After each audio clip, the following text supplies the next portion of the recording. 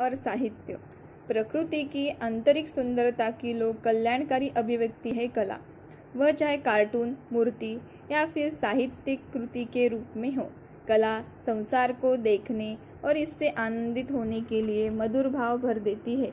ऐसा भाव मौन रहते हुए भी प्रेम, प्रसन्नता, स्नेह और शांति का संदेश बखूबी बिखेरता है। कला और साहित्य। कला जीने के लिए सहारा देती है। धरती पर विभिन्न कालखंडों में कई महान मानव सभ्यताओं का जन्म हुआ, किंतु उनमें से कुछ ही सभ्यताओं का अस्तित्व कायम रह पाया। वही सभ्यताएं कायम रही जिनमें भविष्य को समझने और परिवर्तन की गति के साथ कदम से कदम मिलाकर चलने की क्षमता थी। यह क्षमता इंसान की सोच से पैदा होती है। इस सोच को आकार देने में साहित्य, कविता और अन्य तर्कपूर्ण सामग्रियों का सहयोग रहता है। प्राचीन काल में दार्शनिक और बाद के समय में वैज्ञानिक, प्रौद्योगिक विशेषज्ञ, अर्थशास्त्री और समाजशास्त्री सभी ने मिलकर विभिन्न सभ्यताओं को संपन्न बनाया। भारतीय सभ्यता ने विभिन्न संस्कृतियों के संपर्क से होने वाले परिवर्तनों को स्वीकार करते हुए उन्हें अपने में रचा बसा लिया। यही कारण है कि हमारी 100 करोड़ की जनसंख्या वाले समाज में विभिन्न संस्कृतियों, भाषाओं और धर्म के मानने वालों लोग हैं, किंतु मानसिक स्तर पर हम सभी एक हैं। इसका श्रेय हमारे चिंताओं को जाता है। हमारे यहाँ महाभारत, तिरुक्कुरल, कबीरवाणी और नारायणीयम जैसे ग्रंथों की परंपरा है। हमारे यहाँ महाभारत, तिरुक्कुरल, कबीरवाणी और नारायणीयम जैसे ग्रंथों की परंपरा रही है। यह परंपरा सदियों के बाद आज भी कायम है और फल फूल रही है। पुस्तकें हमारे जीवन भर के साथी है। किसी अच्छी पुस्तक के संपर्क में आने और उसका संग्रह करने से जिंदगी हमेशा के लिए खुशहाली बन जाती है। अच्छी पुस्तकें हमारी स्थायी साथी बन जाती है। कई पुस्तकें काफ़ी पहले लिखी गई, किंतु वे अभी भी जीवन भर हमारा मार्गदर्शन करती है और आगे भी कई पीढ़ियों को दिशा दिखाती रहेगी। कला जिंदगी की खूबसूरतियों को बड़ी नज़ाकत से पेश करती है। यह मानव के अस्तित्व को अर्थ देने के साथ साथ उसे शक्ति प्रदान करती है। 12 साल की उम्र में अल्बर्ट आइंस्टाइन ने अपने पथप्रदर्शक मैक्स टाल्मूर से यूक्लिडियन प्लेन ज्योमेट्री पर एक पुस्तक पाकर विस्मय का अनुभव किया। इस पुस्तक को पढ़ने से आइंस्टाइन ने विचार किया कि असली दुनिया में कदम रखा और वे समझ पाए कि सर्वसामान्य सत्य की खोज बिना किसी महंगी प्रयोगशाला और उपकरण की मदद के भी की जा सकती है। इस प्रक्रिया को सिर्फ मन का शक्ति से नियंत्रित किया जाता है। मेरी प्रिय पुस्तकें। जब मैं युवकों से मिलता हूँ तो अक्सर 2 प्रश्न से सामना होता है। आपकी प्रिय पुस्तक कौन सी है? आजकल आप कौन सी पुस्तकें पढ़ रहे हैं? साहित्यकारों का यह अवसर मिला है कि वो मानव को चुनौतियों से जूझने और जीवन में सफल होने में सहायता कर सकते हैं। हालांकि मैं सभी प्रकार के पुस्तकें पढ़ना पसंद करता हूँ, फिर भी 3 पुस्तकों को पढ़कर मुझे काफ़ी आनंद आया। इनमें से एक है लिलियन इचलर वॉटसन द्वारा संपादित लाइट फ्रॉम मेनी लैम्प्स। यह किताब मैंने सन 1953 में मुरे बाजार, चेन्नई की किताब की एक पुरानी दुकान से खरीदी। 5 दशकों से भी अधिक समय से यह किताब मेरी अभिन्न मित्र और हमसफर रही है। जब कभी मैं समस्याओं से घिर जाता हूँ तो इस पुस्तक को पलटता हूँ और अपना गम भूल जाता हूँ। जब कभी मैं खुशी से झूमने लगता हूँ तो यह पुस्तक मेरे मन के भीतर से छूती है और मेरी सोच को संतुलित हो जाती है। एक बार फिर से मुझे इस पुस्तक के महत्व का एहसास हुआ जब मेरे न्यायाधीश मित्र ने मुझे इस पुस्तक का नया संस्करण मुझे भेंट किया। उन्होंने कहा कि सबसे बढ़िया चीज़ जो वो मुझे दे सकते हैं वह यह पुस्तक है। हो सकता है आज से 50 वर्ष बाद यही पुस्तक आपके सामने नए रूप में आए।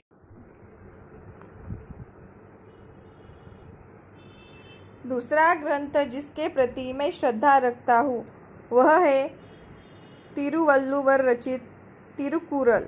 मुझे इसमें जीवन आचरण का आदर्श स्वरूप मिलता है।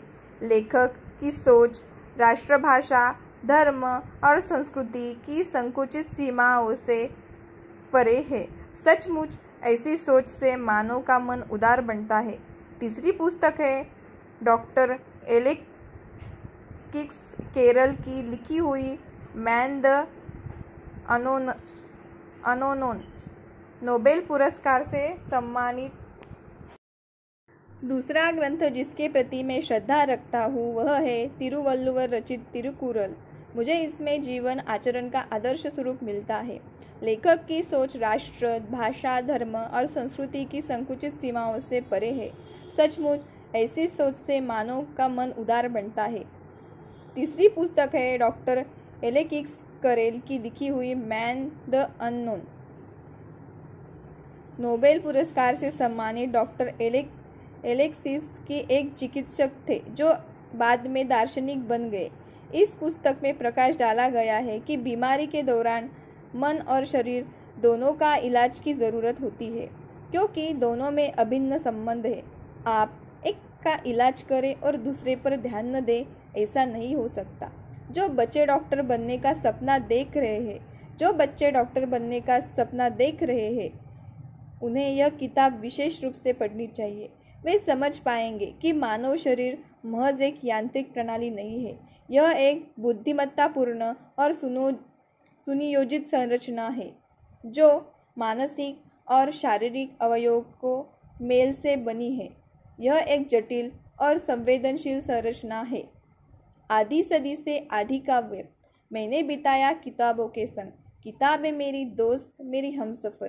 किताबों के सहारे मैंने देखे सपने, सपने बन गए मकसद। किताबों के सहारे बांधा हौसला, मकसद पूरा करने का। असफलता के वक्त किताबों ने बढ़ाई मेरी हिम्मत। किताब मेरे दोस्त, मेरी हमसफ़र। अच्छी किताबें देवदूत बने, मेरे लिए पैगाम लाए, मेरे दिल को हौले से सहलाया। इसलिए मैं अपने युवा साथियों से कहता हूँ, किताबों से दोस्ती करो। यह है तुम्हारे अच्छी दोस्त, हमसफ़र। किताबें मेरी दोस्त, मेरी हमसफ़र। लेखक समाज की चेतना के प्रहरी होते हैं। अब लेखक की भूमिका और महत्व। मानव जीवन में लेखक की अत्यंत महत्वपूर्ण भूमिका है। एक लेखक की अच्छी पुस्तक कई पीढ़ियों के लिए ज्ञान और संपत्ति का स्रोत होती है। कई बार ऐसा होता है कि लेखक के जीवन काल में कोई पुस्तक पाठकों को प्रेरित नहीं कर पाती, किंतु बाद में जब समाज पुस्तक के सही महत्व को समझ पाता है तो पुस्तक में छिपे संदेश यकीनन दुनिया की नज़र में आ जाते हैं। इसके बाद उस पुस्तक की चमक दिखने लगती है। सचमुच कई ऐसी श्रेष्ठ कृतियाँ हैं जो कई पीढ़ियों से अपनी चमक कायम रखे हुए हैं। 38वें ज्ञानपीठ पुरस्कार से सम्मानित तमिल लेखक जयकांतन कहते हैं, मेरी सफलता तभी है जब मेरी रचना में आप पाठक स्वयं हैं और स्वयं से हटकर कुछ ढूंढने लगते हैं। साहित्य की सफलता का मापदंड है कि वह पाठकों के सामने एक ऐसा मार्ग प्रस्तुत करे जिस पर चलकर पाठक अपने स्वयं के दायरे से हटकर एक अलग दुनिया को देख सके। किसी अच्छे पुस्तक के संपर्क में आने और उसे पढ़ने से जिंदगी खुशहाल बन जाती है। मैं जीवन के प्रति जयकांतन के दृष्टिकोण का प्रशंसक हूँ, जिसका उन्होंने एक साहित्यकार, एक राजनीतिक अनुभव नामक निबंध संग्रह की भूमिका में वर्णन किया है। इसमें वे कहते हैं, क्या ध्यान और उत्साह से भरे हमारे स्वतंत्रता सेनानियों और समाजवादी चिंताओं के लिए ऐसा समय नहीं आया है कि वे आपस में संगठित होकर एक नए स्वतंत्र समाज के निर्माण के लिए बलिदान दें। साहित्यकारों का मन इसके लिए व्याकुल है। इस प्रकार एक संदर्भ में जयकांतन इस बात को सरल रूप से कहते हैं, साहित्य की दुनिया में लोग मुझे अछूत मानते हैं, फिर भी मैं साहित्य लेखन करता हूँ। मैं परिवर्तन के लिए प्रयास करता रहूँगा। जैसे जगतगुरु आदि शंकराचार्य ने दत्तात्रेय को अपना गुरु स्वीकार किया। यह मेरी इच्छा नहीं है कि बल्कि ईश्वर की इच्छा है। यह एक अत्यंत सुंदर और मार्मिक कथन है। जब भी मैं इस कथन को पढ़ता हूँ तो मेरी आंखों से आंसू झलक आते हैं, क्योंकि हम चारों ओर दुख और भाग्यवाद पाते हैं, किंतु हमारे अंदर की निष्ठा उन्हें चौंती दे रही है। साहित्य इस तरह हमारे मन को सबल बनाता है, किंतु हमारे अंदर की निष्ठा उन्हें चुनौती दे रही है। साहित्य इस तरह हमारे मन को सबल बनाता है। लेखक समाज की चेतना के प्रहरी होते हैं। हमारे चिंतक और लेखक गण युवकों को तेजस्वी मन वाले नेता बना सकते हैं। वे अपने लेखन से युवकों के मन में उदारता और मानवता के भाव भर सकते हैं। वो नई पीढ़ी को अदम्य साहस की याद दिला सकते हैं, जिसके सहारे वे किसी भी प्रकार की दुर्बलता और अभाव पर विजय प्राप्त कर सकते हैं। यह लेखकों पर बाहर से थोपा गया दायित्व नहीं, बल्कि उन्हें अवसर मिला गया है कि वे मानव के बदहाली से मुक्ति पाने और जीवन में सफल होने में सहयोग दे सके। कोई देश अपनी प्राकृतिक संपदा, जैव विविधता और अपने नागरिकों के बल पर समृद्ध होता है, किंतु चिंतक किसी देश के गौरव की चार चांद लगाते हैं। वे समाज को आने वाले समय के लिए तैयार करते हैं और समाज को परिवर्तन के अनुकूल बनाते हैं। बच्चों और अच्छे छात्रों को इस बात के लिए प्रेरित करना चाहिए कि रोज 1 घंटे पुस्तक पढ़े। कुछ ही वर्षों में वे ज्ञान के भंडार बन जाएंगे। लोग पुस्तक का भेंट करने की आदत डाल ले, खासकर युवाओं को। इस कार्य से युवक तेजस्वी बनेंगे और हमारे समाज को एक ज्ञान संपन्न समाज बनाने में मदद मिलेगी। भावनात्मक एकता के लिए संगीत, नृत्य और नाटक। हमारी सभ्यता में साहित्य, नृत्य और नाटक के 5000 वर्ष की गौरवशाली परंपरा रही है।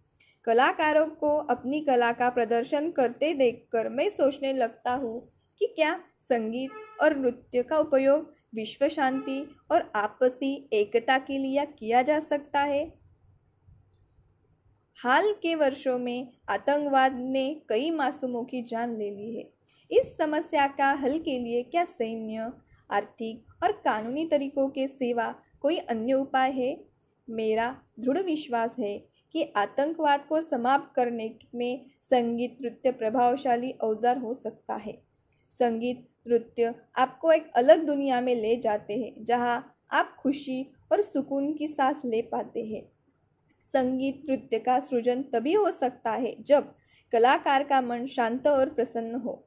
ऐसी मानसिक अवस्था में वे अपने समाज के सामने अमन चैन का पैगाम देने वाले के रूप में आगे आते हैं। दुनिया में शांति और एकता कायम करने में नृत्य संगीत का उपयोग एक प्रभावशाली माध्यम के रूप में किया जा सकता है।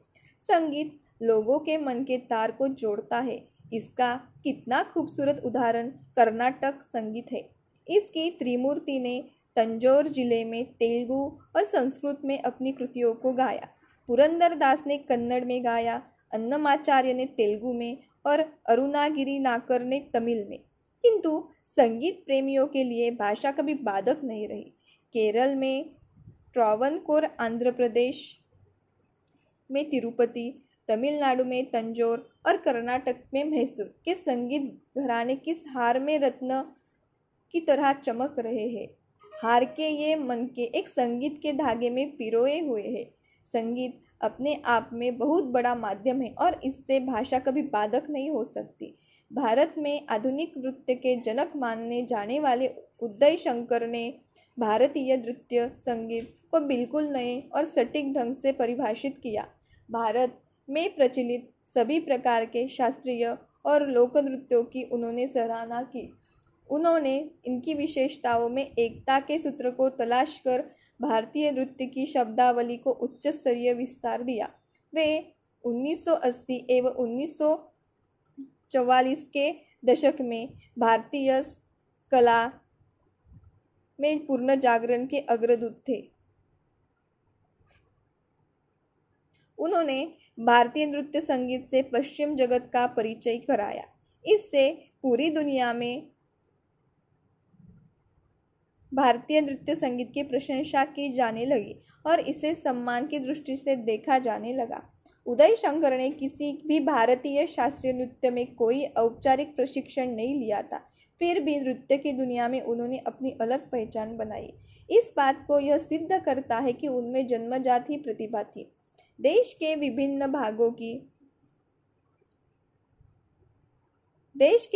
भागों की अपनी यात्रा के दौरान मैं महसूस करता हूँ कि ग्रामीण और जनजातीय समाज में नृत्य के प्रति काफी लगाव है।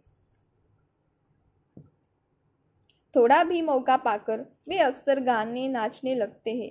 इससे वे न सिर्फ अपने कठिन ग्रामीण जीवनों के गम को भुला देते हैं, बल्कि अपनी सदियों पुरानी संस्कृति परंपरा को बनाए रखते हैं, प्रचारित और विकसित करते हैं।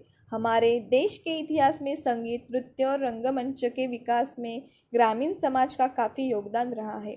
हमारी सामाजिक संस्कृति में विविध धाराओं के संगम से कलात्मक परंपरा समृद्ध हुई है और इसे प्रोत्साहित किया जाना चाहिए। हमारे मन को ऊर्जावान बनाने के लिए नाटक मनोरंजन का एक महत्वपूर्ण साधन है।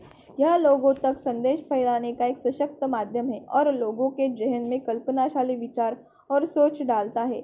सिनेमा, टीवी और मल्टीमीडिया के दबाव में यह कला माध्यम जूझ रहा है।